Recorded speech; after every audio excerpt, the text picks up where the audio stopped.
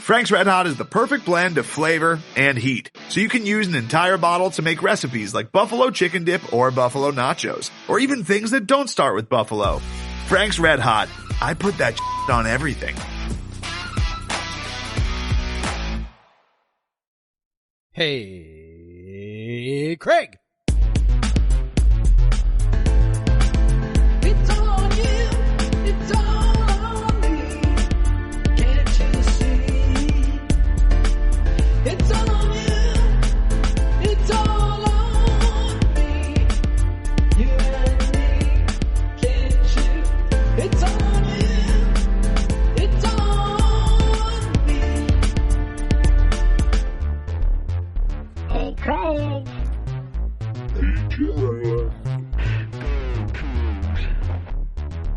Right or wrong, we don't care. Win or lose, we don't care. We don't care. Hey, Jeff. You had like a bit of an echo there. You were booming.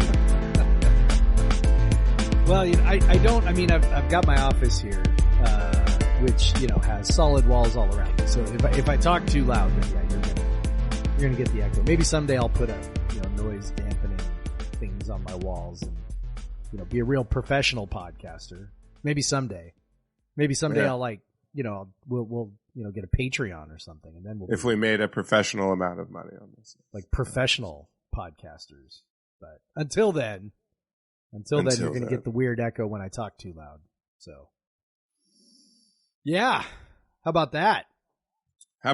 Well, sorry, this is late. This is a late podcast, but I wanted to go to an emo concert on Monday, and then I went to a Mariners doubleheader on Tuesday.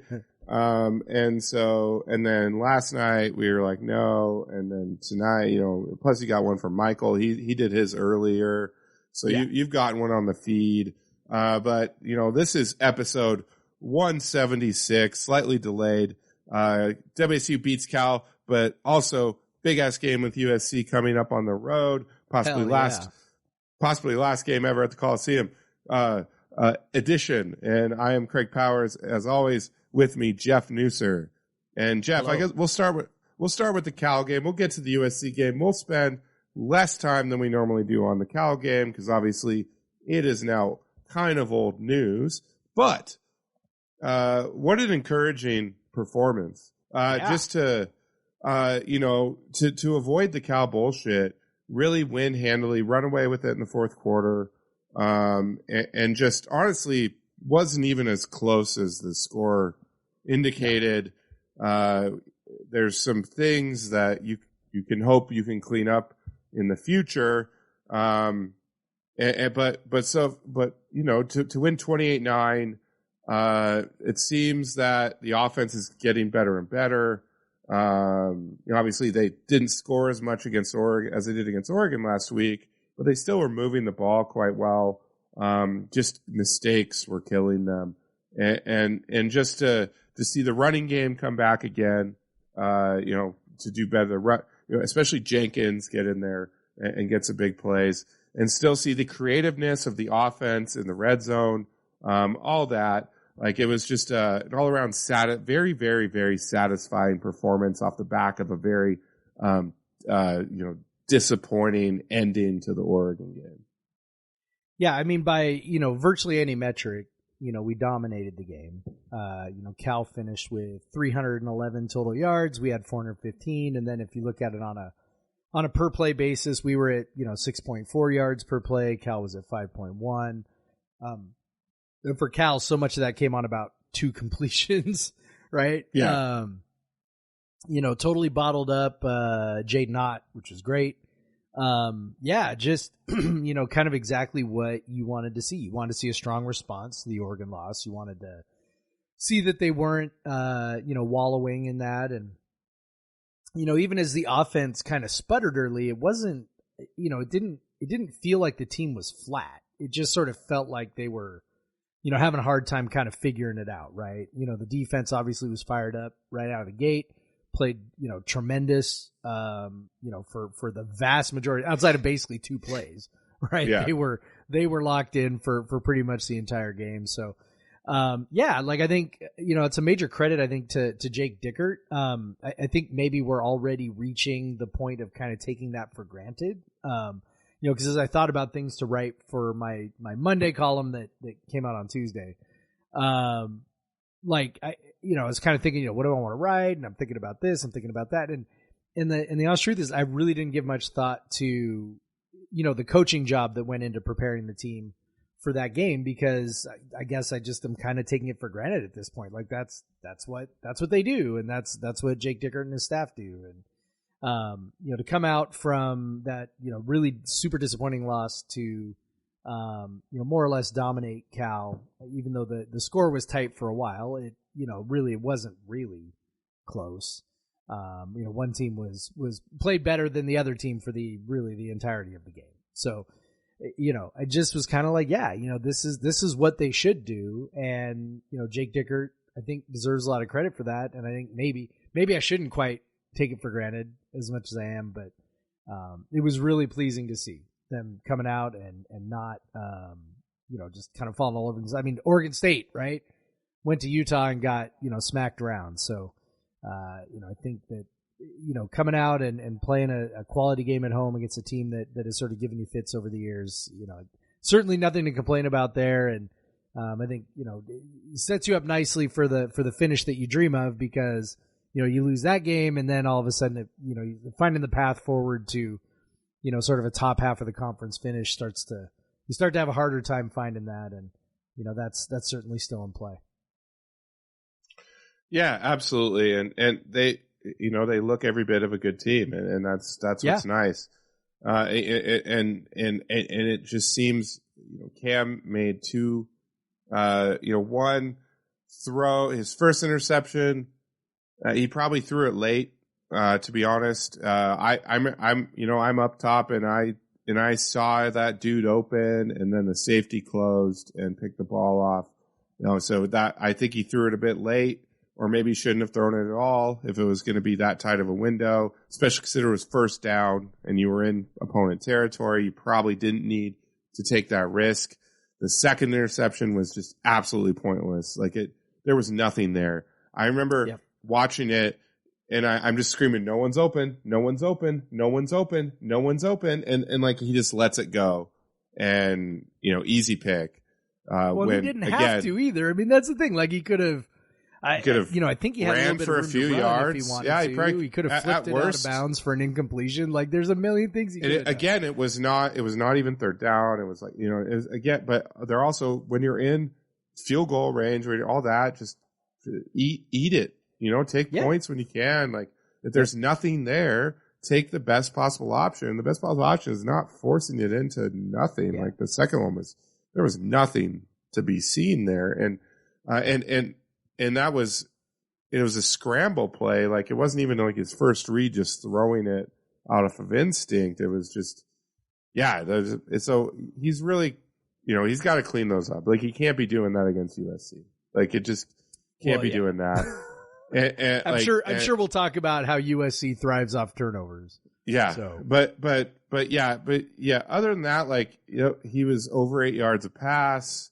That was good, and I see them explosive against, a coach, a head coach that has, and former defensive coordinator that has given WSU trouble for years and years, and to go over 8 yards of pass against a Wilcox defense they've probably never done that. I don't really know, but I'm just gonna go ahead and assume that they've never done that. And then just to see, the ground game, one thing, back to the passing game, Renard Bell having a huge game. So cool. Robert Farrell, maybe this offense would have been just fine in the first two games without him. I know. Like, I definitely had that. You said that in your column. Like, I did. Or you alluded to it at least. Like, I think he obviously, Cam is very comfortable with him, and he's good. Like, he's legitimately good. Yeah. I mean, he's beating dudes off the line and getting separation, and like, he's good, man, which is like, wild to think about. And in the punt return game, his first one was real bad. He tried to go lateral, didn't work, lost yardage. But after that, he just went straight forward. He got some great returns. Learned his lesson. That was good. Take what they're going to give you. And, you know, he's been, you know, a revelation. Like kind of the rise of, what was his name? Arcanado. Like, because Gordon had such a rapport with him because they had played basically on like scout team forever with each other. And then Arcanado has this huge stretch of games and season because the quarterback and the receiver are such in tune, and you're seeing that with Farrell and Cam now. And I think like it's just going to only provide more and more benefits through the season as we go along. And just to have that safety blanket, the dude that's always, you know, guy that's always open, you know, maybe it might be for like 5 yards or whatever, but like it's nice to have someone that's always open. And then Renard having a big game. Didn't need as much from Deshaun and Ollie. Obviously, it looks like maybe Cal was kind of taking away the outside more, given the inside receivers what they wanted, and you know that was just fine with us. You know, we've seen that a lot with years with the air raid. The guys that have good games are different from week to week because a defense will decide to take away a certain part of the field, and it's natural in the air raid to just go find the open part of the field. And that's good to see that Cam can have big games with different guys week to week, because that's kind of how it should be with the air raid. Rarely do you have a Marks or Crabtree type where they just such a dominant force that a Vince Mailey type. A Vince Mailey or you know, like it or when we had the Winston Patman combo on the right, where they were just always, you know, just whoever was in there was going to have a good day. But yeah, that was nice. It was good to see Jenkins break out, have some big runs. Watson had a big run, didn't have a huge day, but he did have a couple big runs. Jenkins got his first touchdown, and of course, WSU got its first tight end touchdown since 2011, and it should have happened with a different tight end on the play before. But you know, Cam tried it took a second. You saw him do it, and then you're like, wait, did he throw that with his left hand? And so he took a left-handed pass right on the money. And Andre Dollar couldn't catch it in, couldn't draw it in for what should have been his first touchdown. But the next play, they ran a play, you know, for Billy Riviere, how do you say his name? Riviere. For obviously ran the play for him to get. It seems like they wanted that tight end touchdown, like because they seemed to run the play for Dollar before. Although I don't think they intended for. I don't think they intended for Cam to throw that ball left-handed. But hey, if he can do that, they did intend. Oh, I didn't. Yeah. Really? So Cam said after the game that he had been practicing his left-handed throws all week. So that was part of the play. Man. So there you go. But I mean, this all plays awesome. into. Yeah, I mean, this all plays into, you know, what Eric Morris is doing in the red zone. Like, and I remember, you know, I mean, Rod, you know, we all have, you know, seethed over the years at Rod Gilmore calling our games and lamenting, you know, oh, we're in the red zone now. This is where the air raid really struggles, which of course was never actually super true. I mean, we had some years that were, you know, quite excellent in the red zone, but you know, what's crazy about what we're doing right now is that we're doing almost all of it through the air, and we are converting in the red zone a lot. Like, and when I say converting, by the way, sometimes announcers will talk about red zone percentages and they count any score as a conversion. No. Field goals do not count in the red zone. I mean, they count on the scoreboard, but when you're talking about how good a team is in the red zone, they just do not count. And so, what you want to do is you need touchdowns, right? And WSU is scoring tons of touchdowns, and they're like they're like 2/3 of them are through the air. And it's, so much of that is the way that Eric Morris is scheming it up. And I mean, I don't know. I don't know if there's a point at which like he starts running out of ideas, but man, it sure seems like every single week they've got something cooked up that can get somebody open. I mean, you mentioned the touchdown catch by Revere. Like he came, so he was on the right hand side of the formation, kind of in an H-back spot. And then when the ball is snapped, the outside receiver Stribling comes across and gives, the time honored, rub route, right? And Revere comes all the way across the formation behind the line, finds a little bit of a spot in the flat, catches the ball, and more or less walks into the end zone. And it's like, yeah, I mean, it's fairly simple, but it's also like, normally we see those kinds of route combinations with two wide receivers, right? Like, and that's what we always saw. Mike Leach ran those all the time, with his air raid. Normally you see two wide receivers, trying to screen for each other. And, the defenses have gotten, when they're run really, really well, they're, almost impossible to defend. But defenses have gotten better at defending them.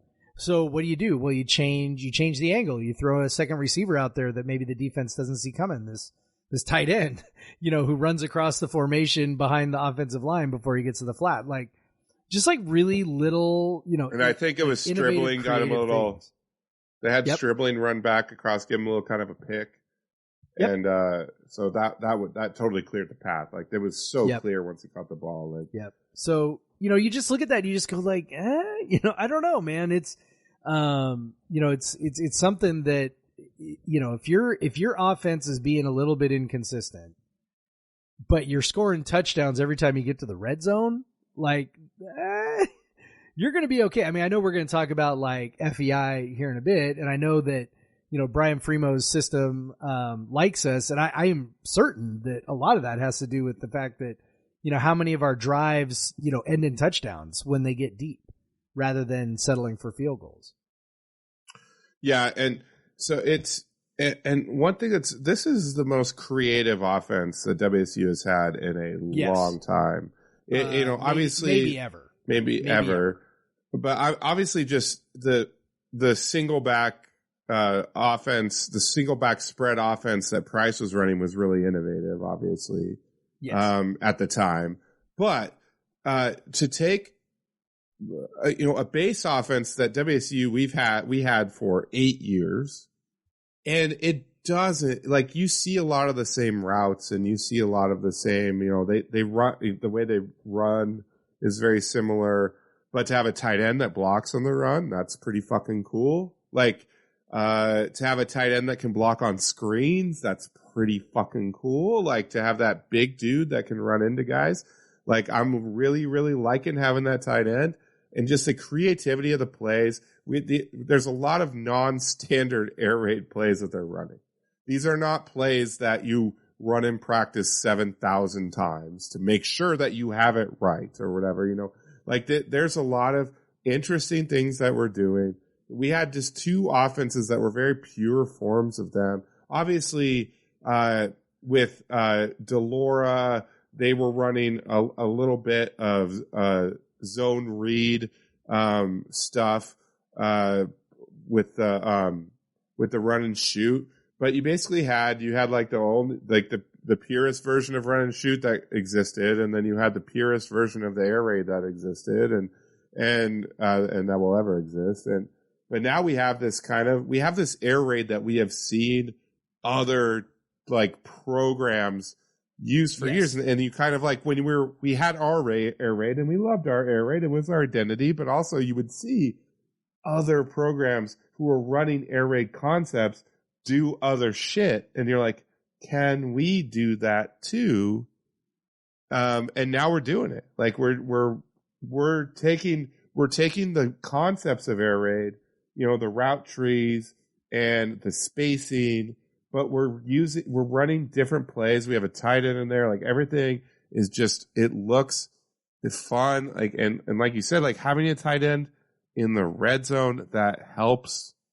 Like, and obviously WSU, as you said, and as what you wrote this week about, they did have some really good red zone years, but those are the years when they had like multiple really good running backs, and so they ran these like 2-back sets, and they would make that, and then they had quarterbacks who knew what they're doing and stuff like that. But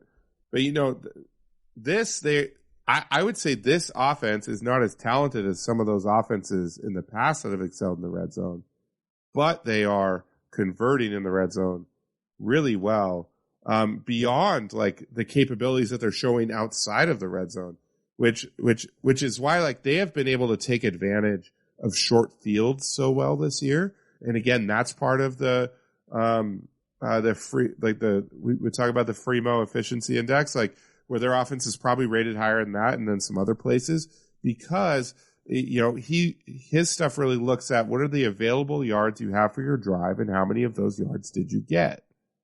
And when they're getting these short fields, they convert. So when the defense gets them a turnover, gets them a stop, they convert. And that's been huge. That's why that's why they could beat Wisconsin, having a significant yardage disadvantage.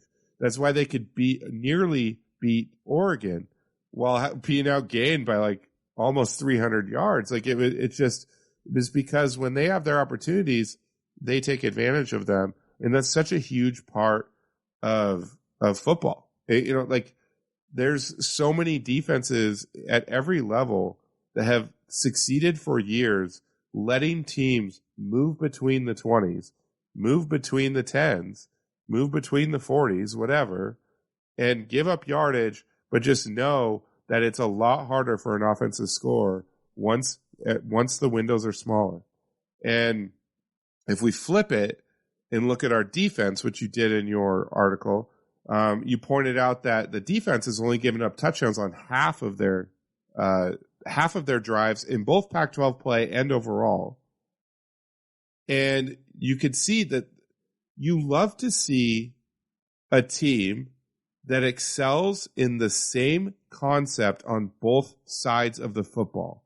And to me, that always screams to me good coaching. That's an emphasis in coaching. If you emphasize something on one side, you should always emphasize it on the other. We talk about in basketball all the time too, 3-pointers, things like that. And to see some, they're emphasizing being good in the red zone on both sides of the football. And that's how you win games when you're recruiting 3 stars and they're recruiting 4 stars and 5 stars. Like there are different ways to maximize talent, and this is one of those ways. And it's just really exciting to see it play out so far. Yep. Something that was less exciting is kind of been a hot topic of conversation this week, which was the attendance on Saturday. So I know you were there, and I also heard that the atmosphere was kind of Now maybe that had to do with I don't know. I mean, the first half wasn't the thrillingest half of football ever, but yeah, it was pretty boring. What's sort of your take on what the atmosphere was like, and especially since you've been to literally every game this year, including the one in Madison. So what was your take on how Saturday was relative to maybe previous weeks? Well, I definitely think the game state can affect, because any Cougar that will tell you at Madison says like the atmosphere is a little bit disappointing there, because like they obviously were affected by the fact that we were challenging them and they weren't quite as excited. And I think there was a little bit of that on Saturday for sure. But you see that official attendance number, 23,021. Like, that's less than we're at Colorado State. And this is homecoming. Yep. Like, usually homecoming's automatic near sellout or sellout. Like, automatic. You get those games every year. You get homecoming and family weekend, formerly dad's weekend. Those are the two. Those are the two you can count on. You get sellout, and then maybe like a USC/Oregon coming in. So Oregon, we got it last week. And maybe that had influence. You know, people said, instead of going to homecoming, I'm going to Oregon. which Oregon kind of felt like homecoming. Like there was a lot of people there that was their one game they were going to, all that stuff. But Cal, you could tell like it was just kind of lighter, like in the tailgates, at the bars, like it was just definitely a lighter crowd. And then when we went in the stadium, yeah, like the alumni part was sparse in places. There was, there was like almost no visitor presence. Like I think there was, Amanda joked that there was 12 Cal fans there, which probably is pretty close, honestly. Yeah. The students never filled up like the way they did against Oregon. Not even, they were fuller for Idaho, I would say. So that wasn't, the student presence wasn't full. And so it was just wasn't like an intense atmosphere. I will say, yeah, the game kind of lulled us all into a bit of a sleep. Like it was a pretty big snoozer. The first half for sure. Was it 7-3 at halftime? Yeah. And the crowd came to life a bit at the end, but still, there wasn't that many of us there. So, it was definitely, apparently it was the lowest, one of the lowest home crowding crowds ever, at least since the stadium had Martin Stadium or whatever. Yep. So that's just crazy to me. It's wild to think because, when I went to WSU, my freshman year was the third of a 3 straight 10-win seasons. And those, coming off the Rose Bowl, like I don't know, that momentum carried, like the crowds were pretty full for like a couple years after that. Yeah. And if you're looking at it now, like WSU has had sustained, like good, like the best stretch of sustained football success that they've ever had. Yeah. But it still is not bringing people in. Unless so much has changed though, right? Like, yeah, I know. I mean, that's kind of the thing. Like, it's hard to do an apples to apples comparison. It's not because the environment has changed. I mean, so it much. is, yeah. Yeah, and we've talked about, and I know Michael talked about it on his podcast too, but like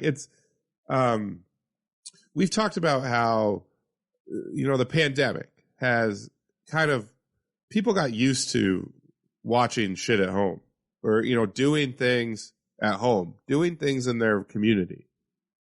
And maybe they are not feeling like they need to go, drive to Pullman to get that experience because also you can add on the TV experience is when I'm talking about when I was in school, almost 20 years ago versus now is so much better. One, all the games are on TV. Yep. Also, as much as we hate on Pac-12 Network, their production is awesome. Yeah. And like better than ESPN many times. And most of the time. Yeah. And so it's a good viewing experience. You get all the angles, you get all that. What's going on. There's so many times, especially with replay, we have no clue what's going on. But if you're at home, you do. And also you can get up and go to the back. You can get up, you can do something else, whatever. Yeah. I mean, you could do that at the game too, but, you don't have to drive multiple hours to do it for the privilege to do it. Anywhere between 1.5 to 6 or 7 right, hours, depending on where you live. Yeah. I mean, somebody. So just to the point about the pandemic too, like somebody in one of the comments on on one of the stories on Kook Center, posted the average attendance, kind of for the last, it looked like about the last 15 years, I think, just off the top of my head. And there is a very distinct difference from pre-pandemic to post. Like it was, I mean, look, you were there. Having big crowds was pretty regular under Mike Leach. Like that was, especially the last 2-3 years. Obviously 2018 was its own thing. And even 2019 was still, even though that team had some struggles, there was certainly some carryover. From especially once we got into Pac-12 play, like yes. It was so they were still hovering around 30,000 ish, pretty much most of Mike Leach's tenure, and now it's like the last 2 years has been whatever, 24, 25, 26, something like that. I mean, like a really substantial drop off, like a 10%, reduction. So I do think that there is, something to just, pandemic stuff, people getting, whatever it is, getting used to staying home, not wanting to be out in public. I mean, there are still people like that. There are still people who are like, no, I am not going out. I do not want to catch the coronavirus, and so they stay home. And we cannot discount. There may also be people that didn't like the restrictions, and they didn't like them last year, and they're still mad about it. They may be mad about Rolo, whatever. They may be saying no, and I definitely know about people that do not go to the games because of that. And so that could be having an impact too. We also don't know how season tickets compare either. Right? That's not something WSU typically publicizes, so we don't really know. Well, and if you have that season, the funny thing was, like, a lot of us bought the season tickets for 2020 and then they were already paid for 2021, but a lot of people, you could take a refund option. But some people did do that. But a lot of people didn't do that. But I found at Cybercoop 12 the numbers, and they're pretty stark. 26,000, and you're thinking, like, that's including the Oregon game, and the Idaho game, which Idaho is always going to be pretty well attended. You get a lot of Idaho fans, and it's the first game of the year. The students come out because it's the first game of the year, whatever. But so you're thinking, like, well, what games do we have left? Like, so we have a Thursday game. That's not going to bring up the average. It's going to be against probably a top 10, top 15 team, but it's on Thursday. That game is you've not going to be well attended. So much of your fan base, like they literally cannot come. Like, we'll be lucky to have 25,000 at that game. I think that's and even the students, it's like, there's people with classes at like 7 p.m. on weeknights. Not a lot, but there are. So to ask for like 11,000 students to show up at Thursday at 7, hopefully they will, because Utah will be highly ranked and stuff. But I don't think the alumni, maybe 25, maybe 27,000 for that. But then you have a November 12th game, which is 2 weeks before the Apple Cup, against Arizona State, who's not going to be any sort of a draw. I don't see a huge turnout for that. Now the Apple Cup will be a sellout. Like, that'll be 33,000 or whatever. So I think it's probably going to stay around this 26,000 average that we currently have, which would be the lowest. Last year was the lowest, but also last year there was a lot of restrictions and things. You had to have you didn't have proof of vaccination, but you had to wear masks, there was something about last year that was weird. I don't remember. But it was, and then plus it was straight off the pandemic. A lot of people didn't feel comfortable. So this would be the lowest since before Leach came, since Wolves last year. Which we're sitting at 4-1, and we have beaten a Big Ten team on the road, and we have, this team is as good as a lot of those other teams that have these bigger averages, but it's to the point where, I'm not sure, like, outside of massive games, and they're only massive if the opponent is also highly ranked. Yes, that is. So outside of that, like, we're probably not going to have many sellouts. Apple Cups plus Oregon games, maybe never USC again. Well, USC doesn't play us next year, do they? No? Nope. I don't remember. Nope. I believe they're off the rotation next year. So we don't have USC next year, and they're always a prime candidate for that. it's I don't see many sellouts anymore, unless something changes. But what can change, Jeff? What could possibly change for fucking middle of the nowhere Pullman, where the hotels are like? I'll fucking tell you, I paid $850 for my 2 nights at the Quality Inn this weekend. Yes, like at a hotel that has not been renovated for 25 years. And I also don't blame them for charging that, because like they would not exist if they didn't. And they know they can get it, and because idiots like me pay it. But like, outside of that, the hotel price is not coming down. Like that's not going to happen. You could never build enough hotels in Pullman to do that. They have built new hotels in Pullman. It did nothing to change the price. Also, those hotels are like full of athletes and TV personalities and stuff and TV crews during weekends. Yes. So I'm not sure they were that helpful, but I think there's talk of another hotel being built. I don't think it'll move the needle that much, because and then there's people who are like, let's have more RV lots, all this stuff. Why? Like, would any of that move the needle? No. What could possibly change it? The answer is, I think the answer is no. I think buses, buses, things like that. Yeah. I mean, and this is the thing, like anytime this conversation comes up, people talk about hotels, and they talk about buses, and they talk about Horizon Air flights from Seattle to Pullman. And I'm just like, okay. So big time college football. I mean, let's talk about big time college football, right? Can you imagine what it would look like at Husky Stadium if 27,000 people showed up? Right? Like, and I mean, I understand. All the differences, whatever. Like, just think about what it looks like. Think about what it looks like at the Rose Bowl when 30,000 people show up. Okay. So that's a good comparison. Okay. So what I'm kind of driving at is this. I mean, we're talking about the difference between 32,000, 30,000, 27,000, 24,000, right? But it's like, man, like a sellout is like a super miniature Power 5 crowd to begin with, right? Yeah.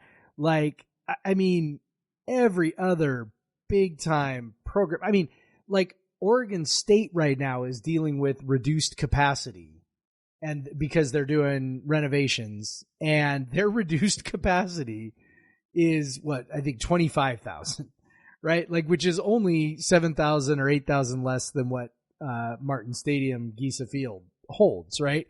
So, like, to me, it's like, okay, so we have these conversations, we wring our hands, and but like, we're talking about how do we get 33,000 people to Pullman? And it's like, I mean, that is just like, if you just stop and think about it for just a second, number one, that's just like, it's such an absurd question to ask to begin with. Because you're just like, okay, here we are, supposedly big time college football, and we can't even get like a crowd that's like half the size of most other programs. Now, I understand all the reasons why. I'm not trying to say like we don't belong in Power 5 or something like that. Like I'm not saying any of that. What I am saying is, like, we're trying to talk about how we can goose a few more thousand for what is already a really tiny crowd. And I would submit that the fact that our max capacity is already miniature by comparison to other schools is sort of like the thing that kind of plainly illustrates the problem, right? Like we're talking about squeezing, extra drops from a rock, like that's really, we're like saying, okay, what can we do to squeeze extra drops from a rock? So like, to me, like that's sort of the main issue. We don't have a large population base to draw from. The vast majority of our alumni do not live anywhere near Pullman, which is unusual for most colleges. And then also, people in Spokane, for whatever reason, won't come to Pullman. It's like, we don't have as many alumni in Spokane as I think probably most people assume. But you would think we could get some t-shirt fans to drive down, and we don't have them, right? We just don't have them, which is always crazy to me. Cause like it's big time college football. There's really nothing else in that area except for Gonzaga. And that is, basketball season and it's hard to get a ticket. So, you got big time college football not that far down the road. I mean, I drive 2+ hours on a weeknight to go watch a Sounders game. So, like, to me, it just sort of doesn't compute. But the reality is this is what it is, right? So, okay, so all of that to say, if we're going to try and just squeeze, some drops of water from a rock, right? Somebody with the basketball program asked me, how do we get more people to come to basketball games? And I'm like, I honestly think it comes down to one thing, and it's Beasley is a dump. I honestly think that, because the more we talk about this, and TV plays into it, you mentioned TV plays into all this. Like, if people don't just come to games for the game anymore, like, it just like that is not the motivating factor for the vast majority of people. I mean, like, think about, okay, when you go to Pullman for the weekend, right? You don't come into town, watch the game, and drive home, right? Like, you're staying for 2 days, you're tailgating, you're seeing friends, you're going to the Coug, you're doing all that. When you and I go to Sounders games, right? Like, we make a night out of it, or an afternoon, or whatever it is. We go get some beers, we eat some food, we watch the Sounders, we have some more beers, we go home, right? Or we get on a bus that has beers. Or we get on a bus that has beers. Yeah. So, it's not just the game. I mean, the game is great, and the game is important, and we love the game and everything else. But, like, if it was only the game, then we're a little, just like, it's not the same, and it's not as fun. And so when I look at, like, okay, let's talk about basketball, because this is maybe like the best example of this. Like, when you go to Beasley, you are literally going for the game and nothing else, because there is nothing else at Beasley to make it a fun event. There is literally nothing else at Beasley that makes it enjoyable. They've sort of done the beer garden thing, but, like, if you do it, you're sitting, 50 rows up and not at your seats and, whatever.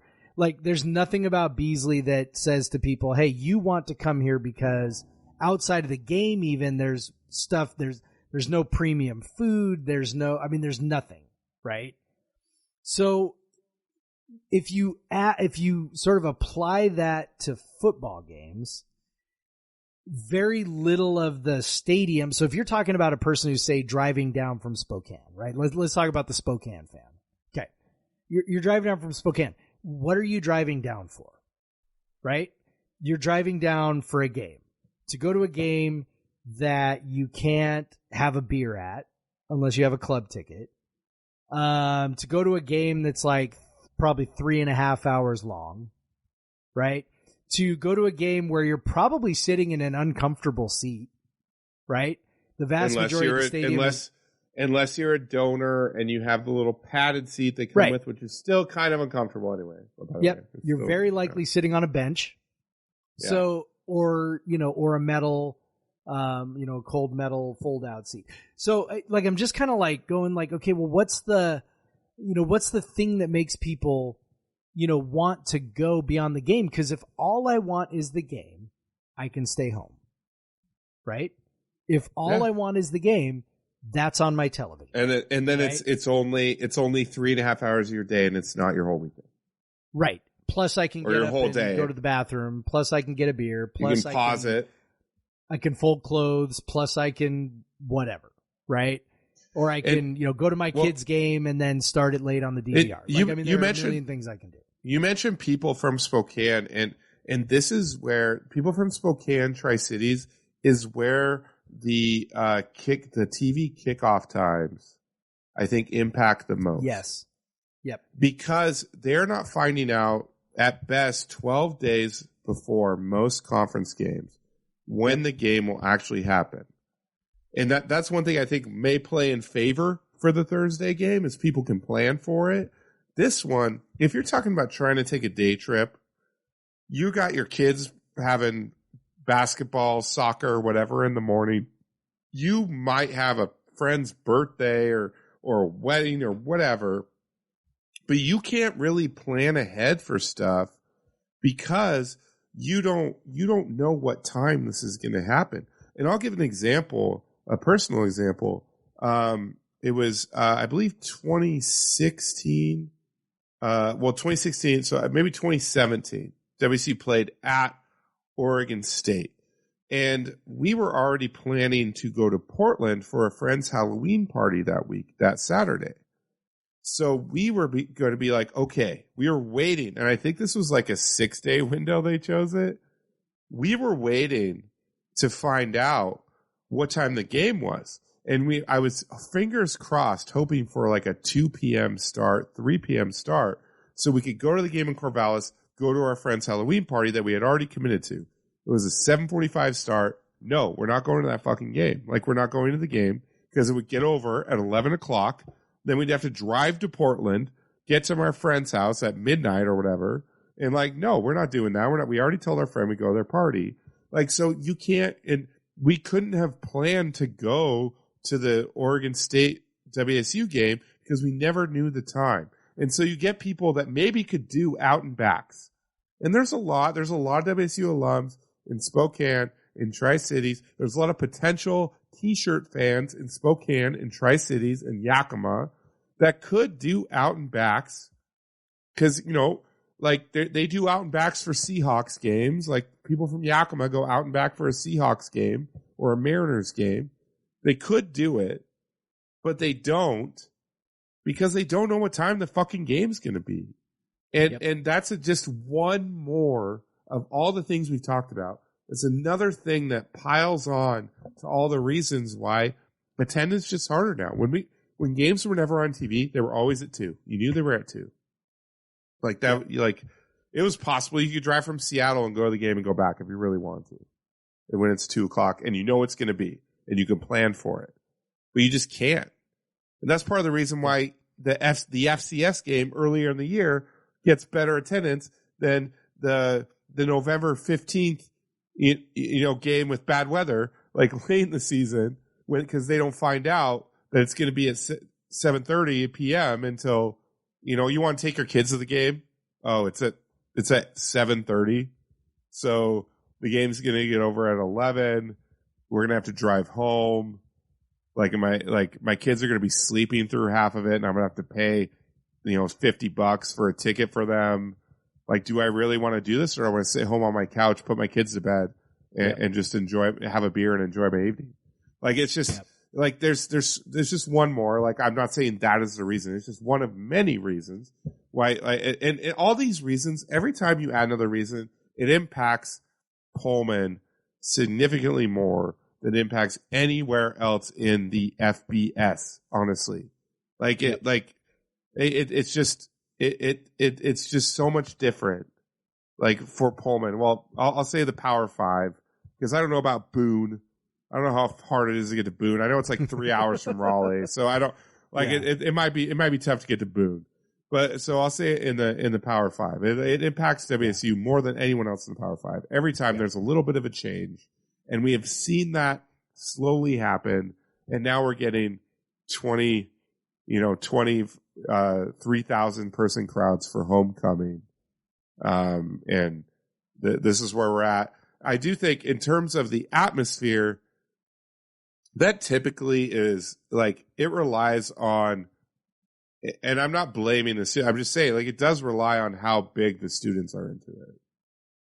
Because they make up such a large proportion of the crowd. Such a large and students are generally the most excited and into the game. Like, then like, you feel the change when you're an adult. You're like, oh, I can sit down now. I don't have to scream constantly. Like, this is nice. But you have the pressure where you're still like, let's yell, let's scream and yell, and we stand up the whole time, blah, blah, blah. And also your back doesn't hurt, whatever. So when the students aren't into it, the students, when they're into it, for on the alum side, you're like, all right, yeah, let's get loud. Hell yeah. But when they're not, you're like, this is sleepy. Like, what? Why is this so sleepy? I don't know. It's because they're not screaming, they're not yelling, and they, you kind of need some plays to happen for that to happen. So when you have boring ass games like against Cal, like it's not just because I've seen some pretty small crowds at Martin really get into the game. Like, I looked at the 2018 Utah game, which has a reported attendance of 30,000. I was there. There's no fucking way there was 30,000 people. That was also homecoming. There was no fucking way there was 30,000 people there. I would say there was maybe 27. I would go 27. But that was one of the best atmospheres I've ever seen. Like, people were so into that. You know, when Minshew to Aesop touchdown at the end, it was one of like the loudest fucking cheers I've ever heard at Martin. Yep. And it was far from full. So you don't need it to be full. And that's where it goes. And if you're really worried about revenue, all the most expensive seats are sold out. Like, WCU is not hurting on revenue because people aren't buying the end zone seats. To me, that is the problem. Yeah. and that goes to that honestly goes to my solution, which is not really a solution because it can't happen. But I think that's it. Like, you're saying, okay, all of the expensive seats are sold out. So you know what that tells me? Those are the seats that people want, and those are the seats we need more of. Yeah. And so if you're trying to get more people there, those are the seats. So I talked about, like, people have to have a reason to go, right?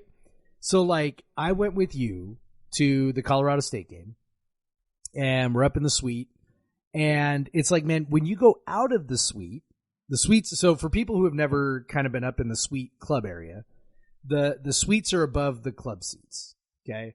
And down where the club level is, on the inside is like kind of how would you describe it? Like an indoor kind of commons area? I don't know. Like, I'm trying to figure out how to describe it. I think that's right. Yeah. Maybe that's there's like a big central bar. There's big open bars area on each end. There's a big open where people can sit. There's a couple like food stands. Yeah. Like, and there's always people there. Like, it's hard to get a beer down there at halftime. Like, it's like, there's always people there. And then, so you and I were, talking with some people at halftime, and we were talking, and we were talking, and we were talking. And the second half started, and we didn't realize it. Yeah. Right? Like, we're there. Well, guess what? Guess how many other people were inside talking and didn't realize the second half started? Lots of people. Lots and lots and lots of people getting beers inside this club area, talking with their friends, hanging out, whatever. And I say this not to be like, why weren't they outside watching the game? I say this to illustrate that going to the game is more than going to the game. Yes. And so these people, they're seeing people, they're meeting up with friends. Like, you and I met up with Kaylin, and it's like, I haven't seen Kaylin since your wedding. It was so cool to see him, right? Like, this is what it's about. You've got to give people something else to show up for besides the game. And I know that sounds like counterintuitive or whatever, but it is what it is. It's not. We know it because we see it. Jeff, I gave up 2 seats for 1 this year. I'm paying roughly the same, but in terms of donation plus ticket, I gave up 2 seats for 1, so I could go from the 50-yard line downstairs to have a sweet seat upstairs, because it is. I was like, well, I want that experience for a bit. I've had club tickets before. I've gotten guest passes to the suite. It's a different, it feels like a big, it honestly feels like more of a big time experience. Like, honestly, like, you feel like you're at you see how like legit that fucking remodel, those additions were. Like, it's such a big deal. And to kind of like make a different point off of your point of people going, having beers, talking. One of the problems at WSU is you can go out to your tailgate at halftime. Yes. And you can maybe never come back, or you can come back. Yes. I remember the fourth quarter, maybe the college game day game. Like, my roommate from freshman year was sitting behind me, who also was in the frat with my friend Kevin, who was with me. So he was like, we got a tailgate in lot 1. We should go at halftime. We're like, hell yeah, that's close. Let's go. We go, and we're sitting there, and we have the game on TV, drinking beers and watching Oregon score a touchdown. And we're like, shit, maybe we should go back in. Like, maybe we should go back in the stadium. And that's not weird. Like, they have fired a cannon in the past. I think they make some sort of like some sound to announce like, hey, it's 5 minutes, come back in.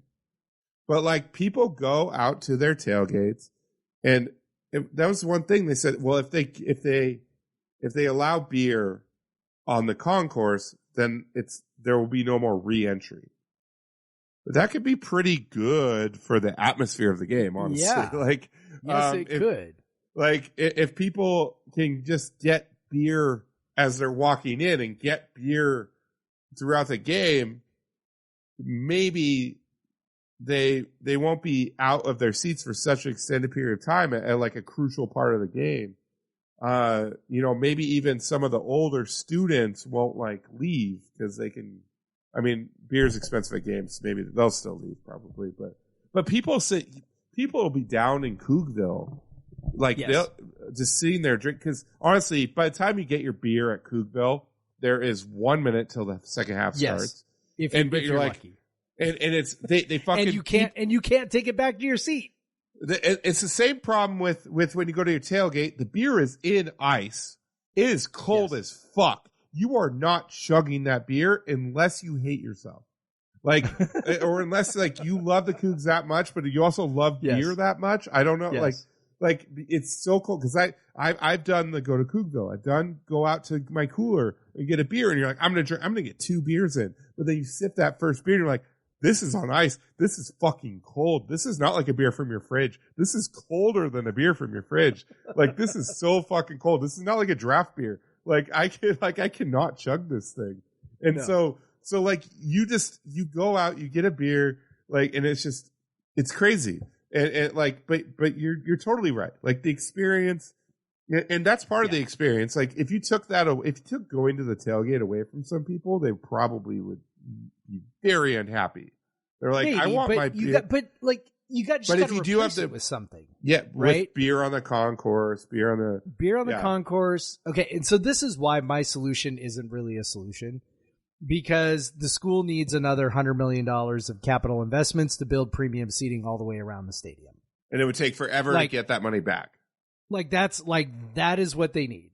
If we're serious about improving attendance, that's what's necessary, because we have more people that want club seats, more people that want suites than they actually have club seats and suites for. And so those people will pay for a premium experience to show up, just like you talked about, right? Like you go up in the suite, it feels great. You're like, look at this is cool. You know, you don't have to wait to get a drink. You can get hard alcohol, take it right to your seat in the suite. Like, it's great. So you need that everywhere, and you need a variety of those things. Like, when I think of like Lumen Field, I used to go to Seahawks games a lot, right? Me and my dad had season tickets. And it's like, yeah, you look around. Well, what do you got? You got also, all sorts of price points for seats. And I understand that's a 70,000 seat stadium, so it's different. But you got all sorts of different price points for seats. You got premium seats down below. You've got club seats. You've got relatively cheap seats, like where we used to. Nothing's really that cheap anymore, but relatively cheap. You had suites all the way around. There are also field level suites. Down in the, whatever that is, the north end zone, right? Which they also had in Wisconsin, by the way.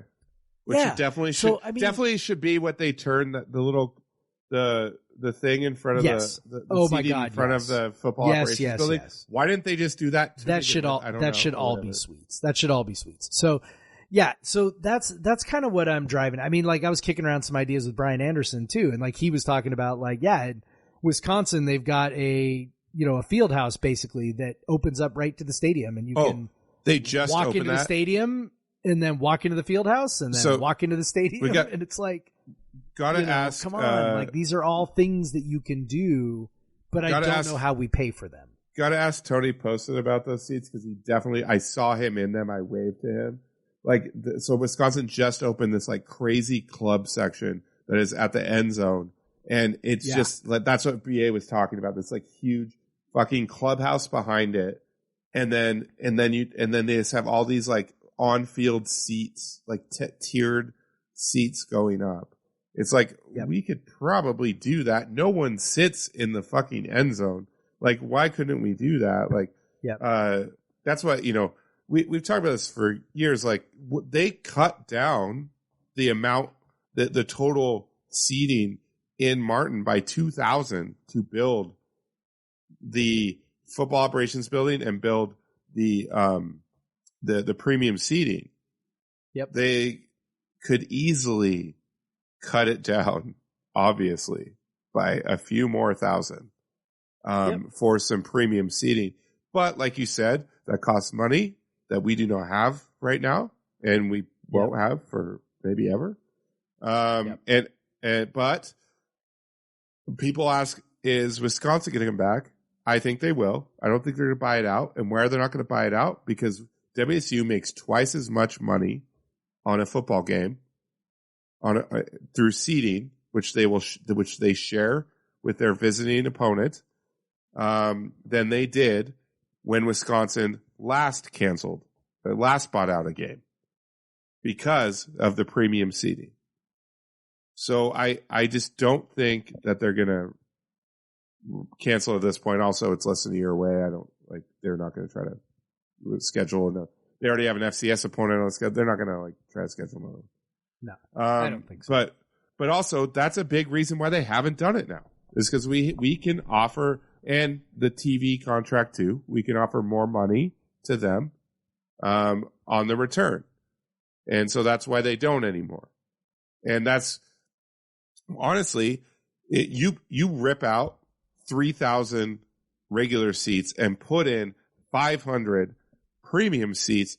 Those 500 premium seats make 4 times as much at least as those 3,000 seats that you ripped out. And people will pay it. That's the thing. People love to feel special, and they will totally I love pay to feel special. And so it's Jeff, if there was anything Jeff, that do you know how much I pay per game to go to a WSU game? I have some idea. I do have some idea how much you pay to feel special. It's a lot. Yeah. So I mean, the short answer is there's no solution, right? We're talking about how to get 32,000 people, which in and of itself is just almost comical. I mean, if I don't mean to laugh at ourselves, but we kind of have to laugh at ourselves on this. But everything you say is I am an example of that person. I am that, and I know a lot of people who are that person. I am much happier. It's funny when I had booked a cheaper hotel in Moscow for this year, and then BA and Katie offered me the opportunity to go up in the suite, and I'm like, well, I'm not staying in fucking Moscow if I'm in the suite, because I want to have tequila sodas all game and not have to worry about it. So I'm going to Pullman hotel, and so the amount of money I had to spend in Pullman has just increased. God bless the Logans who offer me a place to stay sometimes, save me money, and then also our buddy Jamie, who I've not taken him up on yet, but I will eventually. You might. I might. I love you, buddy. But yeah, it's just there's you have people like me who have just said, you know what, and also I have the blessing of my wife and my partner, my wife, who knows this is an important thing for me. She doesn't, she kind of cringes at the money, but also knows I would only do it if I know I could afford it, things like that. And so I have a good situation. I can go to games on my own. I can take her sometimes. I can take the kids sometimes, whatever. I just told her, look, I'm in the suite. I want to go to every single game this year. And I usually go to I usually miss one. One year I missed 3. It was a weird year, but it's just, but I'm fucking weird. I have a Coug podcast. I have been writing for a Coug blog for 13 years. I'm a fucking insane weirdo when it comes to this shit. Starting with Paul Wolf. I mean, with Paul Wolf. Let's like, put that out there. So too. you just have to be at my level of obsession to want to do this. And like BA and Katie are definitely at my level of obsession with this. They bought an RV just to go to Pullman. But a lot of people, even if you want to do that, you have to have been in the donor pool for a long ass time to even get an RV pass. Like, so it's not even that easy. Like, you can't just decide you want to suddenly start doing that. Like, so you have to just be committed for a while and then raise your commitment. And that's kind of what a lot of us has done. But if you don't want to raise your commitment, as things kind of get more expensive around you, I can see why people, and I've been lucky, like things have gotten more expensive as my career has gotten better, as my salary has went up, whatever. So it's been like, I can absorb it. At every level, I can absorb it.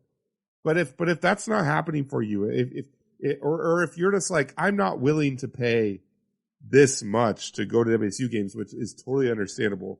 You're not as insane as I am, or maybe stupid. Maybe you like, having more in your savings or whatever. I don't know.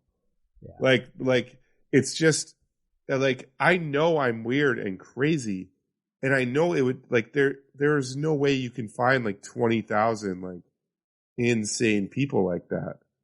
And so we're just kind of in this place where the only thing there is to do is you said it, and Brian said it, and like the one thing Bill Moose really tried to do and was the right thing to do is try to just win over Spokane, because that's your closest place where you can maybe win some t-shirt fans. Like, obviously Gonzaga won them t-shirt fans in Spokane.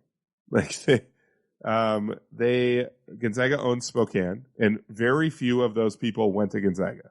Like, there's very few people in Eastern Washington that actually went to Gonzaga, but they're all big Gonzaga fans. We don't really have that. We do have it a little bit, but not really in Washington State, for Washington State. Like, for Washington State football or basketball, have never really, to that point or even approaching that point, gotten that level of just regional love. But that's what we would need to consistently sell out. Because right now we're relying on alums where 70% of them live 5+ hours drive away. Yeah. And I would argue if it hasn't happened yet, it's never going to happen. It's never going to happen. Like, it's just not. It's just not going to happen. So wait, no, it just took Gonzaga. It just took Gonzaga being like really fucking good for like a decade.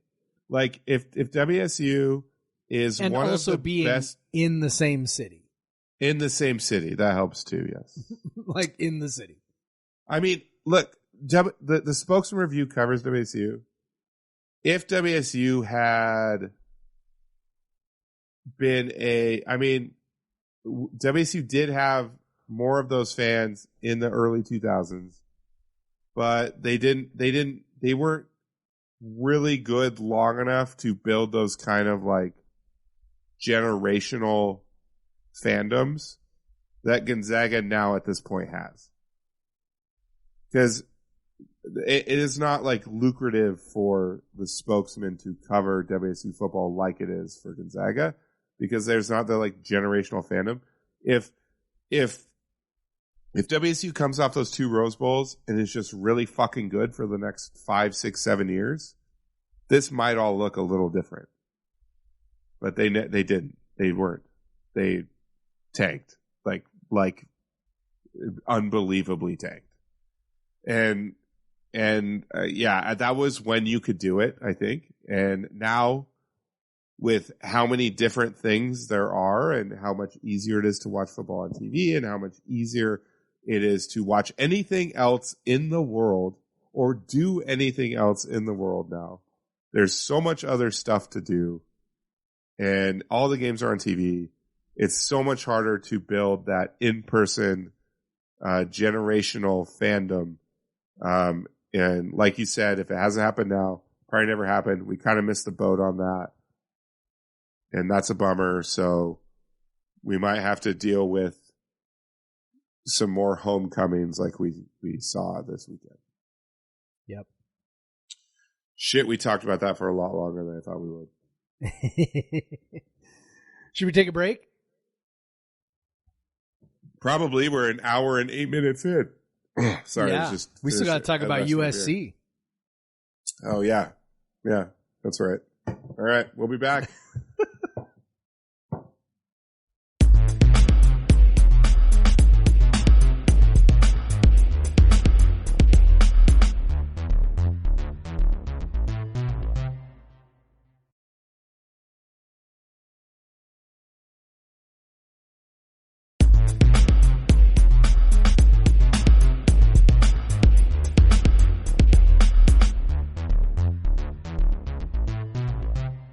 And we're back.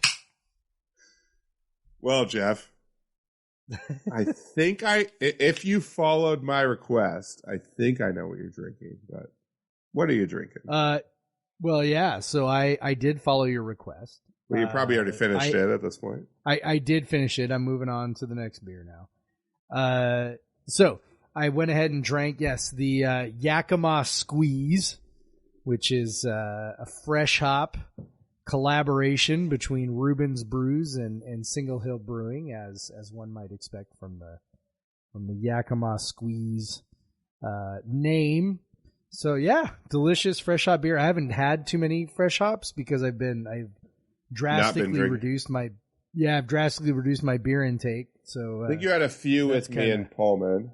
I did for sure, because I didn't have to worry about kissing my wife or anything like that. So I didn't have to worry about contaminating making your her wife with sick with your kisses. Yes, making your wife sick with your kisses. That's right. So I stopped by Rainier Growlers today and picked up a quartet of fresh hop beers because I haven't had many, and this was one. I was very excited to see that. I love Reuben's Brews, love Single Hill. The fact that it was Yakima Squeeze, I was like, that's perfect for. I laid all four of them out. So Craig was referring to. I laid all four of them out, took a picture, and was like, which one should I drink tonight? Craig's like, do you even have to ask? And I was like, I think he's probably talking about the Yakima Squeeze. And so I, took the picture and circled the Yakima Squeeze and put a question mark. and then you hit me up with the Robert Redford nodding gif, Mountain Man nodding gif. So is that Robert Redford? I knew I got it right. Yeah, it is. That's Robert Redford in that picture? It is. I don't think I ever realized that. Yeah. Oh, so, funny. Yeah, beer's delicious, as you would expect. Just that super kind of bitter, intense, hop flavors that I love in the fresh hop. The thing I love about fresh hop beers is that I definitely could not drink them all year round. But for a month, once a year, it's like, I can appreciate the the intense flavors and just the palate wrecking that goes on from drinking all the super intense fresh hop beers. Yeah, I had that at the tailgate last weekend. I definitely got one. I was tailgating with Amanda's brother, now my brother-in-law, Chris. Nice. He was doing he had his van that they traveled around. Mostly the western half of the U.S. So for like a year, him and his wife, well, they were just girlfriend and boyfriend at the time, got engaged so they like each other. They lived in a van, close quarters for like almost a year and still liked each other. And that's when he's like, yeah, I guess we could get married, and they got married. So, we were able to tolerate each other in a van. But he was real excited. That was why Amanda went to her third out of the first 5 WSU games, which is people do not appreciate. I don't even know if she did that when we were at Wazoo, honestly. She traveled to a Wazoo game and went to 2 home games in a row. So impressed, but basically, our sister-in-law would only go if Amanda also went. That's what she said to her, at least. And so Yeah. we got to take their big white Econoline van, park it in the like premium lot because I have that pass from the suite, of course, and we set up a little van gating, and that was fun. And I made sure to get a couple that were named after Yakima because it's fresh hop season. And I knew Chris would appreciate that, a fellow Yakima native. And so, yeah, this is Yakima's time to shine, of course. There's the Fresh Hop Ale Festival this weekend, which I won't be going to because I'll be in Victoria watching the Mariners games among probably Blue Jays fans, even though they're like, because to be fair, they only get Blue Jays games mostly there. They don't even they barely broadcast the Mariners games in BC. That's why everyone in BC is a Blue Jays fan. Like they only see the Blue Jays games. But so it'll be fun, whatever. But anyway, so, the Fresh Hop Ale Festival this weekend, which we have also obviously broadcast from in the past for our longtime listeners, at Single Hill. And what I have two different Single Hill Fresh Hop beers tonight, in honor of, my friend Ty, who's one of the founders, who's a Wazoo alum, of course, and a CELA alum. And then, so the first one I had, which I've already finished, was, they put like Hop Truck Crossing on their, hop beers. So if you've ever been to like Moxie in hop, harvesting season, there's these big trucks, and I've probably said this before on the podcast, but hey, it was probably a year or two ago, so it's fine.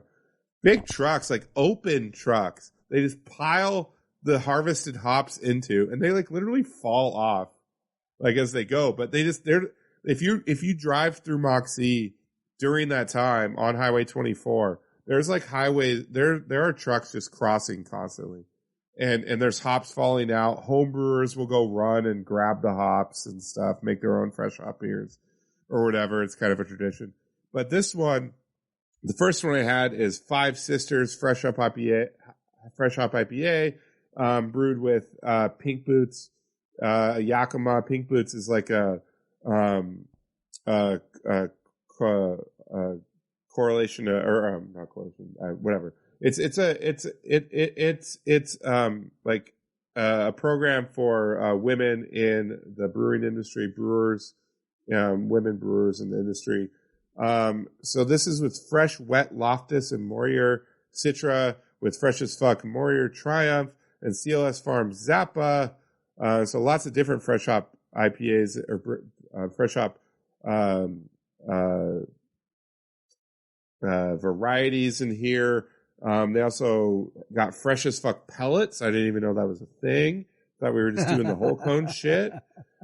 Beautiful picture, like on their back, they have a picture of the hop truck. So if you buy one of these cans, you see the hop truck on the back. It's a great, like, just a drawing of it. I legit, like, I would have, like, if I could get this as like a print, I would frame it and put it on one of my walls. Like, it's so cool. I love it. So they say, every fresh hop beer we brew uses only hops from this year's harvest. This beer has fresh, wet, and freshly dried 2022 hops. So obviously Single Hill being in Yakima, they always do tons of collabs, all that stuff. So the other beer I'm having is, Fresh Hop Lateral A, Fresh Hop IPA. This is a collab with Zeke's Pizza. If you're in the Seattle area, you know what that is. This has wet HBC 586 from Peralt Farms, HBC 119 from Yakima Goldings. So both of these are kind of hazy. You would say palate wrecking. I would not call these palate wrecking. They definitely have the fresh hop characteristics, but they're not like an intense bitter IPA. I would probably like them better if they were clear and a little more hop forward. I know I've said I don't like when they just go straight fresh hop ale. I like when they kind of make a balance there, and they've done a good job with this. But I would like a little more bitterness. I had, when I was at Beer Star earlier. I had a fresh hop Bodie. That was pretty interesting because it tasted like a Bodie, but like just a little bit different. Like, you know, I gotta try that. Yeah. I saw they put it on tap today, and you know we Amanda dropped our kids off with the grandparents this afternoon as we're going to Victoria this weekend on one of our mini honeymoons, and so I was like, hey, there's this like, which I now know, very good like pop-up pizza place that had food there. So I was like, let's go get pizza and beer. And so we did that, and I had some fresh hop beer, and it was very good. And Single Hill makes a million fucking fresh hop beers. These are good, especially if you like hazies. Like, I would highly recommend. They're very good hazies. Very tasty. So Five Sisters Fresh Hop Lateral A. I know they make, if you go to the actual brewery, they usually have like 10 to 15 because they just collab. They'll also have like or they'll have like not fresh hop beers, but like collaboration beers with all the breweries that came through for hop selection, which is pretty cool.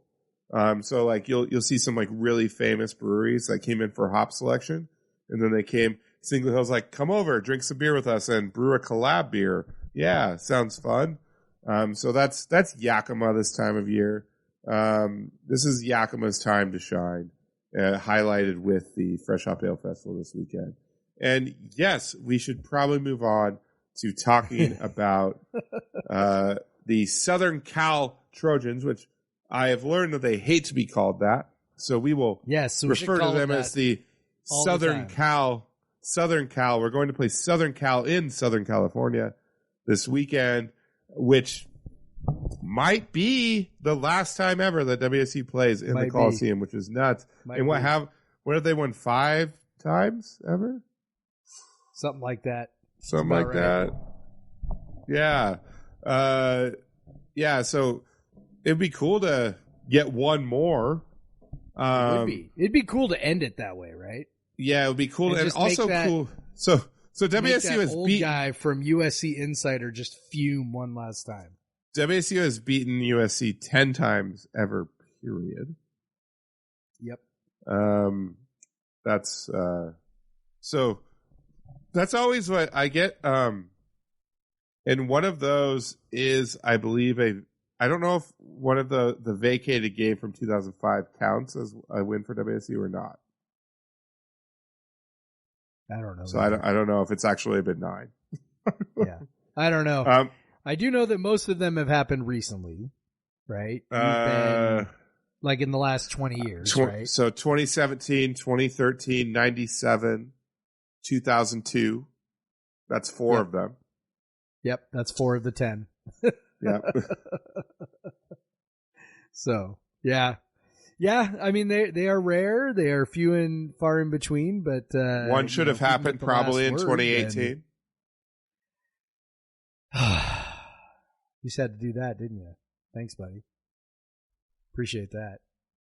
Well, yeah, we are playing at USC. Had to think about that all over again, but yeah, I mean, this team, you know, USC, obviously this team is kind of a different deal. You know, they're highly ranked and they're talented, but you know, it's been, you know, years since they've been this highly thought of. So forgetting the 2000 win as well. Yes. That's the one. 5 of those. Forget about that one since 1997. That wasn't one of those years. So it's not one of the ones people, and that was one of the ones that happened in the Coliseum. So that's yeah. So, you know, this team, you know, super talented offensively, you know, top 10, you know, I think the top 10 ranking has as much to do with, Lincoln Riley being the coach and just sort of USC's reputation as maybe what they've done. You know, barely beat Oregon State, really needed sort of a fortunate turn of events, to beat Oregon State. Yeah. And so, Oregon State fucked that one up. Yeah, and they have not played really anybody. You know, they beat the hell out of Stanford. Well, you know, congratulations. I mean, Oregon State's know, man. Solid.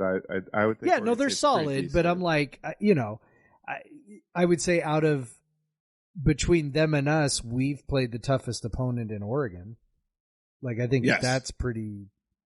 I think And I that's not exactly a controversial say statement. At So- Wisconsin is probably on par or Yeah. more. I don't Well, know, after what Illinois we're- did to we're- Wisconsin to get their coach fired. I Well, don't know. Maybe not. We're about to talk about these Fremo rankings real quick. Fremo Yeah. Efficiency Index, which has been Yeah. around for a long time, and it's always been there. Always looked at it. Always takes him a few games in the year to actually have ratings because his stuff is drive based versus play based, which things like what Right. Means less data. what CFB Graphs does or what Bill Connolly does. But he's still got Wisconsin at 30, and he has Oregon State at 54. He's got us at 25 and USC at 17. Yep. His projection for this game is a close one. And a high scoring one. USC. He's got basically 38 to 34 USC. Yep. So close game, high scoring game. Which that sounds right to me, honestly. It does. It does to me too, man.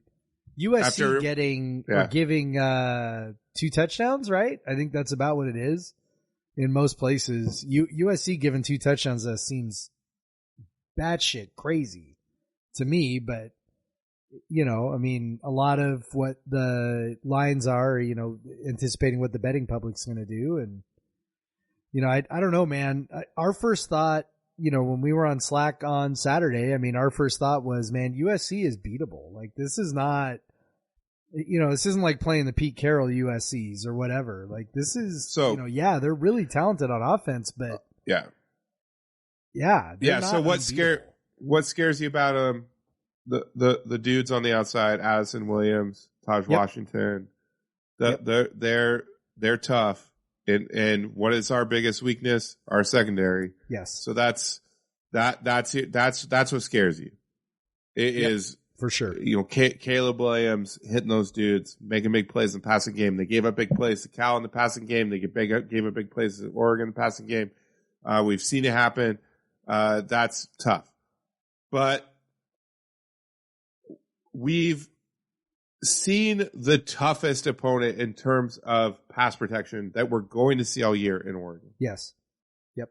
And USC, while not super leaky, like not quite as leaky as Cal or Colorado State, is not immune to giving up sacks. They've given up 11 through 5 games. That's 2 a game. WSU, we know also, it's not just about sacks with them. They're one of the best QB pressure teams in the country. I believe they're 5th in QB pressures right now. So that's one part where that they can eat a bit in terms of pass pressure. That makes me feel better about them what it was like against Oregon, where they literally they weren't going to sack him. It was just not going to happen. That's this obviously we've seen they thrive on lost plays. And USC does give those up. They've given up 9 lost plays on rushes, and they've given up 11 lost plays on passes. So 20 overall, which is not a huge number, but also it's way better than what we saw against Oregon. Some of that though is that Caleb Williams will run around. Like that's kind of part of it. But that's good. Maybe. I mean, we watched Russell tonight, right? Russell Wilson and took some joy in some schadenfreude, right? In his struggles. We've been watching Russ take sacks, like for years and years and years. And so much of it is just his unwillingness to get rid of the ball and his willingness to try and run around and make something happen. Williams will do some of that too, except the difference is Williams will also absolutely punish you if you lose, your rush discipline and he's able to get That's loose. fair. I think I want to say that Dickert called him also maybe the best running back in the conference. I mean, obviously he doesn't play running back, but like once he gets in the open field with the ball, he's so dangerous. And I know that like our fans have nightmares, right, about running quarterbacks. So this is going to be one of those where it's I don't know, man. We could really get gashed. It's going to be interesting to see how aggressive we get defensively because he can hurt you. But on the other side, in terms of like how this defense thrives is off those big negative plays. Caleb Williams is more likely to take a huge ass sack than like Bo Nix was. Absolutely true. Yep. And so maybe yes. So if he gashes you, you gotta contain that. Like it can't be a 60-yard touchdown, which he is 100% capable of. Like you can't let that happen. But if he's running around, like you said, be disciplined. There's a potential he's going to run around until you can take him down. And so that's what they need to do.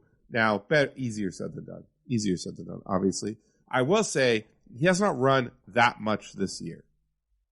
Like he has run a lot, but he has not run for a lot of yardage this year. Like if you take out the sacks, he's run about 33 times for about 230 yards.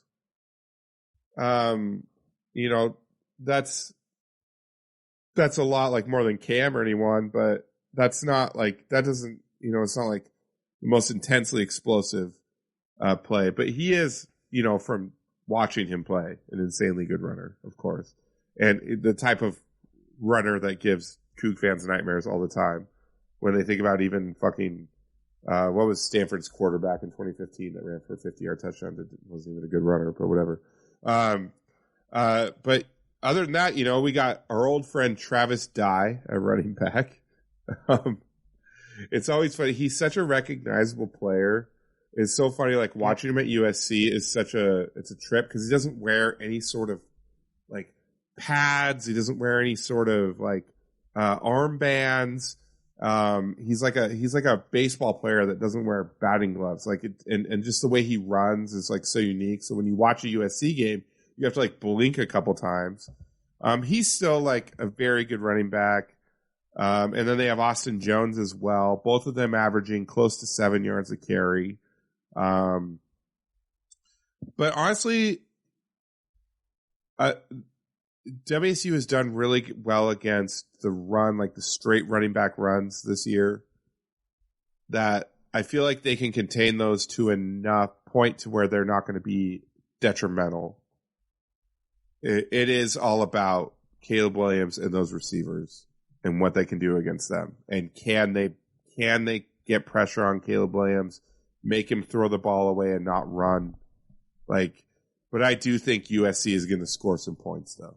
This is not going to be 9 points, 14 points like against Wisconsin. This is going to be more in the 20s and 30s. This is probably going to end up like the Oregon game. Yeah. If we are in it, it's going to probably end up like that with both teams. Now, that game ends 44-41 as, sort of goosed by the pick six and then the touchdown at the end. For all intents and purposes, that game had both teams in the 30s. And I think that if we're in the game, I do think that that's where it goes. I am super curious about the safety situation. I know Jordan Lee is expected back. He is, was makes the a big starting difference, strong safety. Right, so he comes back in as strong safety. Strong safety is typically a run support type position, but obviously will play some pass coverage. But what is really kind of interesting about it to me is that means, okay, so what are we doing at free safety? And there's definitely been some intimation that Jaden Hicks, who has been playing in place of Lee at strong safety, is in line for some playing time at free safety. And when the last time we saw us play a team that had wide receivers with this kind of athleticism was Oregon, and the safeties really struggled. One safety in particular, I don't want to completely air out, Sam Lockett, but it certainly seemed like he was really struggling with the athleticism, which is not not a total shock, right? I mean, he transferred, he was a under-recruited guy. He was a JUCO guy, Yeah. Not highly regarded even as a JUCO recruit. And he's done nice things for us. Like, I'm not trying to, downplay it, but at some point there's an athleticism issue, it seems like. And Oregon, I think, kind of exposed that. And so I know that I think Hicks has a little bit more of an ability to do that. So I'm really curious to see how they handle that rotation and whether that makes a difference in terms of guys just kind of running free as they were against Oregon. Yeah, you hope that is not happening. Maybe they learn some things. Maybe the fifth game is different than the third game. I don't know. But let's talk about WC's offense against USC's defense. USC's defense comes in on FEI pretty poorly ranked, 88th. Their offense 4th. So that's why when Jeff and I say we see this looking like Oregon game, that's why. Because USC's defense has not been particularly good, especially when you consider the teams they have played. We already talked about that, but USC's defense, our old friend Alex Grinch, of course, in charge of that. And he famously had some amazing defenses at Oklahoma. Just kidding. He did not. Amazingly scary. Amazing can mean a lot not of in a things. good way. Yeah. Surprisingly, amazingly not. They come in giving up less than 20 points a game, but congrats on holding Rice to 14 and Fresno State to 17. Oregon State to 14 with their quarterback situation that is an utter disaster. But they gave up 25 to Arizona State, 28 to Stanford, who is just fucking terrible. Their defense is almost entirely built on turnovers and ending drives with turnovers, which is part of the reason why they don't fare well in because they give up yardage. And that's why in a drive based on the percentage of yardage you get on drives, that's why. So they have intercepted 3 passes, fumbles. They have picked up 3 fumbles, so 6 turnovers so far. That doesn't seem like too bad, Jeff. Too bad.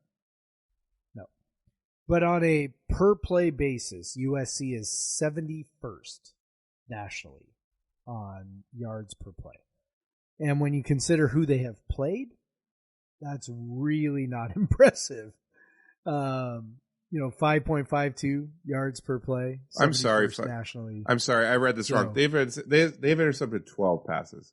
They've only given up 3 touchdown passes. They've intercepted 12 passes. I read that wrong. I never know why they put the interceptions first on that, but so they intercepted 12. I was like, that doesn't make sense to me. I know I've watched their games. They've definitely done more than 3 picks. That makes more sense. 360 yards a game, 5.51 yards per play. It's honestly their defense is entirely dependent on turnovers. They have run 3 interceptions back for touchdowns. Yes. So, it seems like a simplification, but I'll just go ahead and say it. If we don't turn the ball over, we probably win. Yeah. Cuz I'll make it that simple. If Cam or Cameron, listen, Cameron. Those throws you made against Cal, don't fucking do it. If it's first down and there's nothing there, throw it away. You're going to get yardage on the next down. Don't worry about it. They're going to give up the yards. Don't fucking throw the ball into double, triple coverage. That's what they want you to do. Please don't do it. Don't do it. Yeah. I honestly think that's it. There's nothing else about USC's defense that is scary. There's legitimately not. They do have 19 sacks in 5 games. Of course. I so- mean, it's an Alex Grinch defense. They're Yeah. going to try and create havoc. He does the same stuff now that he did when he was at Wazoo, except the weirdest part about it is he's not coaching Wazoo anymore, right? but it's somehow doing worse. I don't know why you coach. I don't know why you coach athletes at USC and Oklahoma that way, but whatever, I guess. And so, if you can not give up, major negative plays, if you cannot turn the ball over, then you're probably going to gash them. And I like our honestly, I like our chances to do that. I mean, Cam Ward, I don't know, man. It seems like he throws those interceptions when he's feeling like, when he's kind of feeling good. He's just kind of got like a feeling.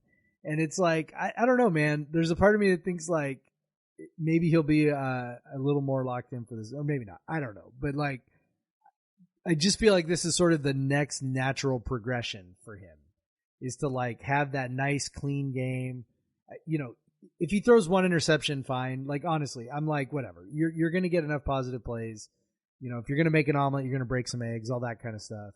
But we just can't have like the second interception, right? Like you talked about. Like, you just, the balls that never should be thrown, those are the ones we can't have. And I think that those, and then I think with this one, we probably need to get a little lucky too, in the sense that, okay, if he does throw an interception, that it's not a drive killer inside the 20. Or we need Lincoln Vicker to force a fumble when he throws an interception. That too. Yeah, so we just need that to happen. When the interception comes, we just need to get him to fumble it right back to us. That's the strategy. Especially if it's third down, so we get a first down out of it. That's just how we're working. That's how this offense works. Yep. No, but I do think like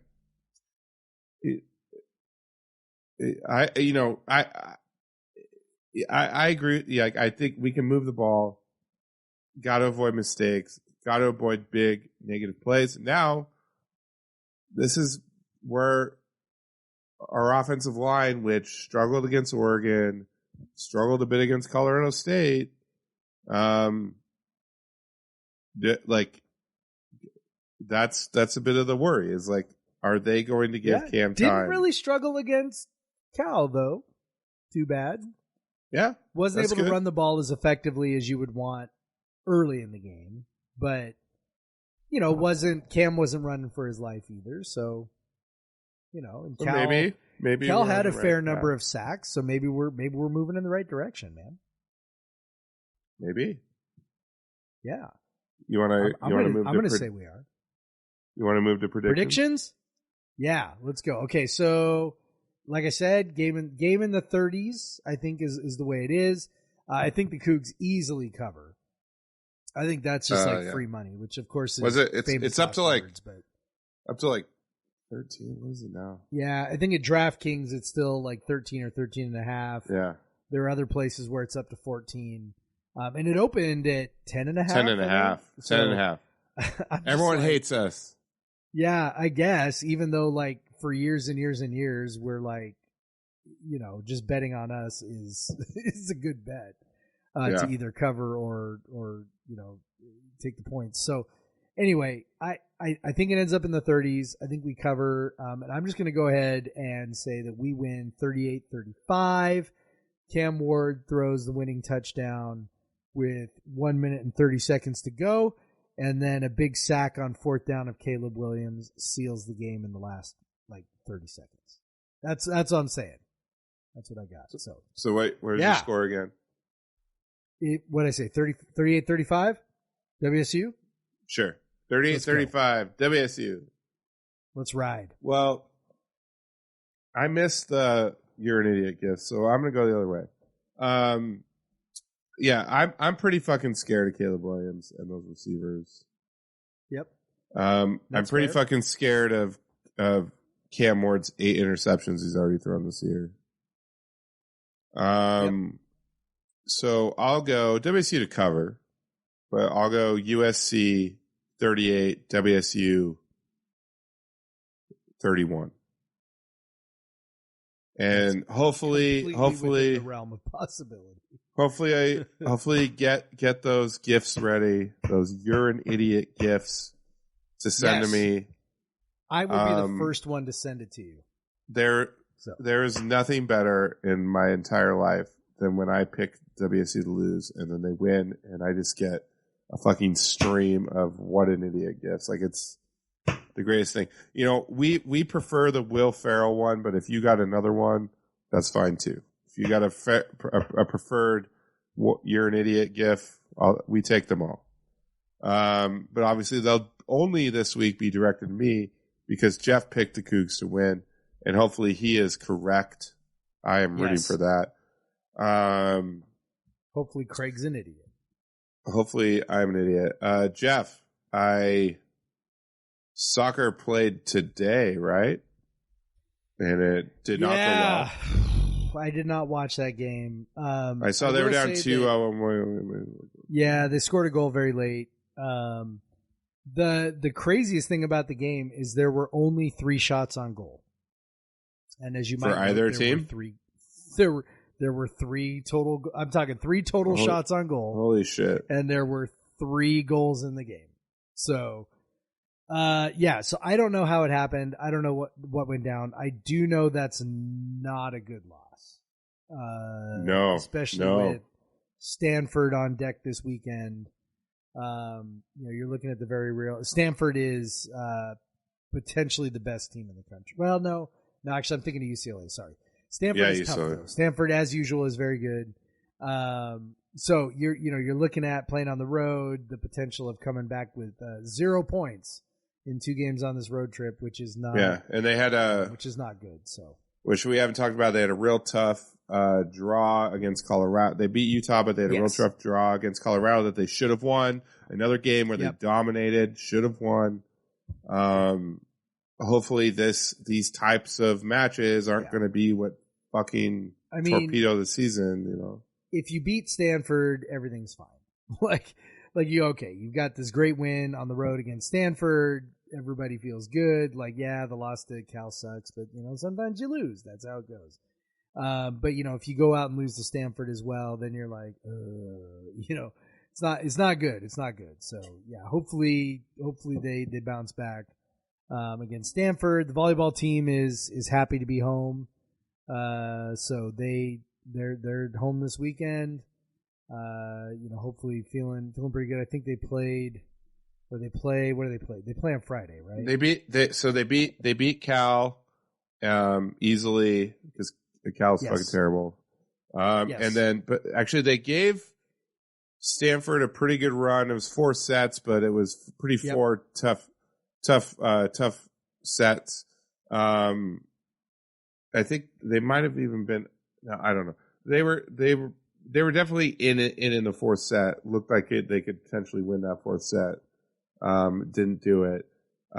So that was actually kind of encouraging because they have not played well against some of the top teams. You got swept by UW, got swept by BYU. So good to see them fight a little harder. They got 2 tough ones. Yeah, Oregon on Friday at 7.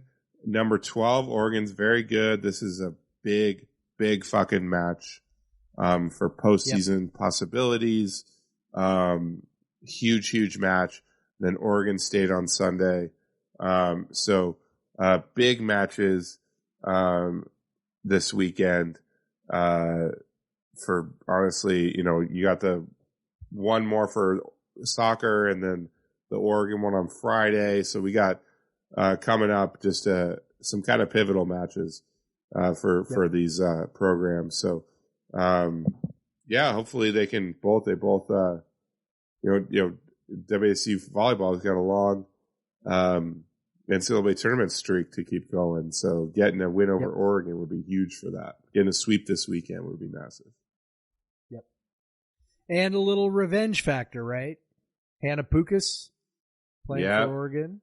So you'd love to get a little revenge there, because Oregon, she transfers to Oregon. Oregon is what are they ranked? 11th, I think. 12th, something like that. 12. Yeah, because Hannah is really fucking good.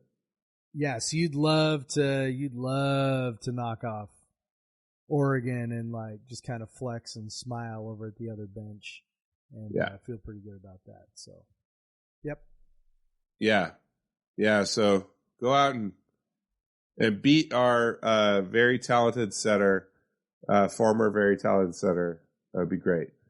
Jeff, we are pushing hour 50. It is. Yeah. I'm going to go ahead and put like the times in the post for once, because I never do that anymore. But I'm going to be like, yo, if you just want to skip to the USC preview, here's where you should go. So yeah, I have to be at the ferry terminal at 6:30 in the morning. Oh, dear. So in Seattle, I have to drive we're to taking Everett in the morning. Yeah. Shit. What? Yeah. I have to. I'm presenting a session on from Graham, by the way, folks. That's basically you have to go through like basically. You have to go through 2 walls to get there. Like yes. So it's High School Journalism Day tomorrow, or today if you're listening to the podcast on Friday. It's High School Journalism Day. The conference is at WSU Everett. Will there be a break at 1 p.m.? Is that? Yeah, I'll be back on the road, so I get to listen to the dulcet tones of Rick Riz in my Tahoe. Well, no, you might get some Gary Hill Jr. as well, or Gary Hill Jr. Yeah, or Dave Sims, right? Because there won't be a TV. American. Actually, be all hands on deck. It might be Goldie. You might have Goldie. I might get them all.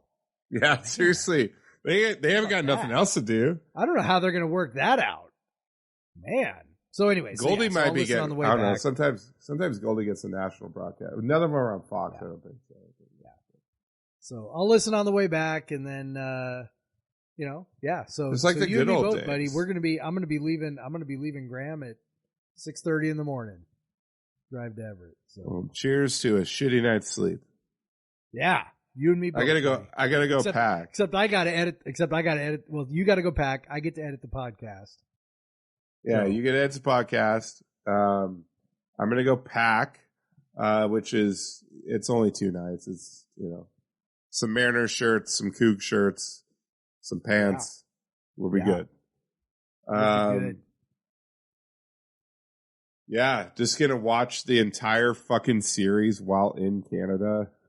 Like probably that's maybe I'm hoping that's the good fucking vibes we need. I'll be in Canada. Taunt all those Blue Jays fans. Yeah. Hey, we swept them when they came here. They're like, we're gonna take over Safeco or T-Mobile Park. Like you get to be like, ha ha! And I'm in Victoria. I'll be like, how about that, motherfuckers? Yeah, how does that feel? Yeah. Sorry, motherfuckers. How about that? Oh, and my boss is from Toronto, so come on, Ems. Come on, Ems. That's right. All right. All right. So Jeff, tell them where to find us. You can subscribe to us, please. If you're listening, give us a 5-star rating. You should, because you love us. Because you just listened to an hour and 50 minutes of this, so you definitely love us. Give us 5 stars. Yeah. You can email us at podcastvseveryone@gmail.com. Podcastversuseveryone@gmail.com. You can find me on Twitter at the Craig Powers or on Instagram at Craig W. Powers. You can find Jeff on Twitter at Pod vs Everyone, Pod versus Everyone. Podcast versus Everyone is too long for a Twitter name. It is not allowed. Yeah, and I guess that's it. That's all. So go fucking Cougs. Go fucking Cougs, Craig. Black Lives Matter. Black Lives fucking matter. And you can still get vaccinated. Get fucking vaccinated.